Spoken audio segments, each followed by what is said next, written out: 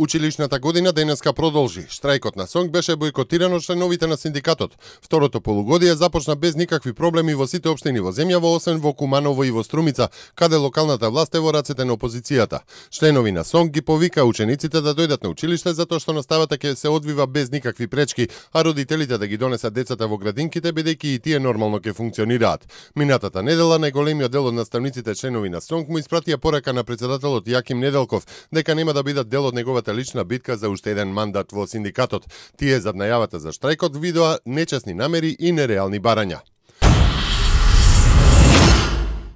Известувачот за Република Македонија во Европскиот парламент, словенецот Иво Вајгл, на денешната презентација на неговата прва предлог резолуција за Македонија побара отворање на преговорите за членство во Европската унија, што според него е важно прашање и предуслов кога станува збор за напредокот на земјавата. При презентацијата на предлог резолуцијата за Македонија, Вајгл истакна дека отворањето на пристапниот преговор со земјава ќе засили регионалната стабилност и позитивно ќе влијае на решавањето на билатералните спорови.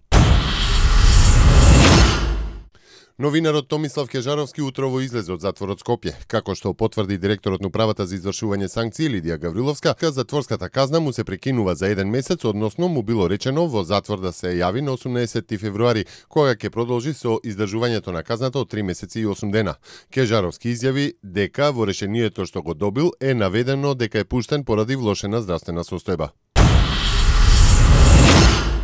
Македонија годинава ќе има највисок економски раст од земјите во Југоисточна Европа. Прогнозите на Светската банка се дека растот на БДП ќе биде над 3,5%, што е највисок раст во регионот. Растот се должи пред се на јавните инвестиции и на извозот поврзан со странските директни инвестиции.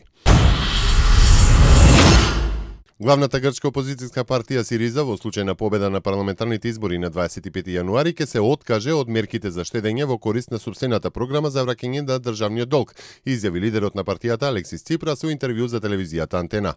Строгите мерки за штедење не потекнуваат од основачкиот договор на Европската унија, изјави лидерот на Сириза. Затоа ние сметаме дека е потребно развивање на собствена програма за постигнување на балансиран буџет, истакна Ципрас.